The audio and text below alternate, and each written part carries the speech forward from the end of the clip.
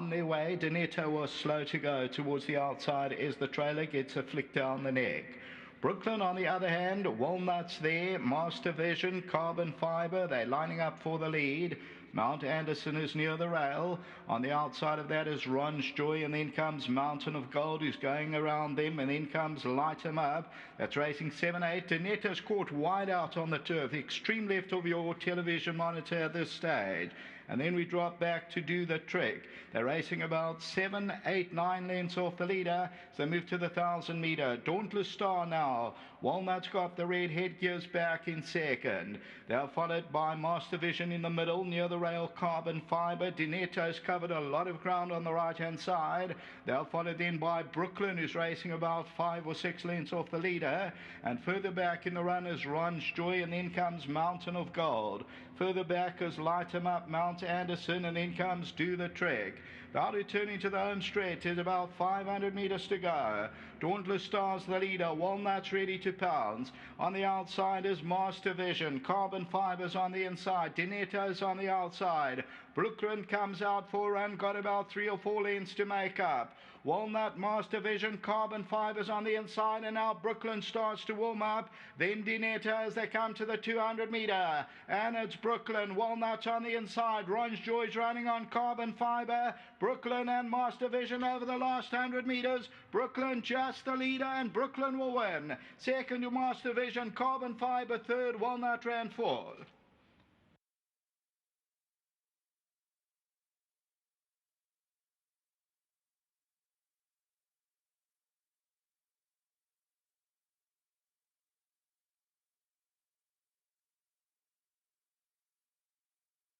Number 4, Brooklyn, the VAR, Garth Puller. Luke Ferraris, and this one for the 5-up high syndicate. Well done to David Ferraris. Number 4 ends up the favourite at 280 and wins it by a half length. Second, number 3, Master Vision.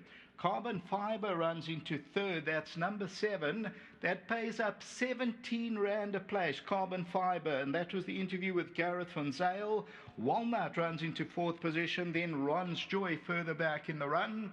Number 7 was paying 87 Rand a win and 17 Rand a place. You've got to put a line right through Donetto's run. It was wide out, covered a lot of ground, and if you actually watch the replay, I saw Keegan de Mello, he was fiddling with the horse's head at about the 800-900 meter mark. I want to confirm what was that. It could have been the equipment gone wrong, but if you take a note of that replay, watch Keegan in the replay. So the winner here is Brooklyn, who comes good here and wins it. This for Vulgarbus Drift and Maritz Fontaine, and they win by about a half length. Well done to the winning connections until the running of the second race. We'll do a test your knowledge in race 4. Back to the studio.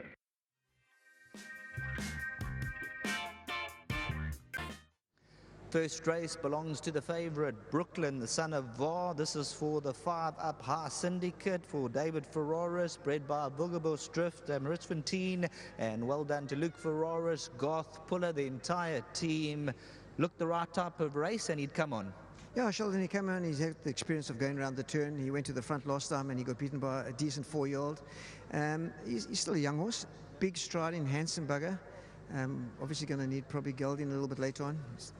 And he's got a huge pair of jewels, and nice ride by Luke. I think he could have probably won a little easier. He got a little bit squeezed at one stage, and then he had to come out, and he up the straight as he pricked his ears and looked at something.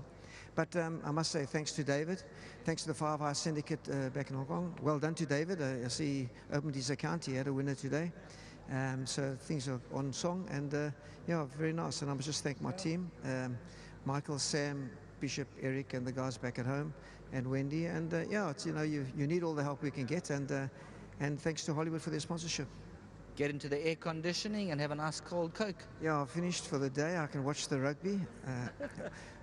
Hopefully we can give those little Japanese, but it's going to be a tough game. Yeah, and thanks to everyone. Well done. Thank you.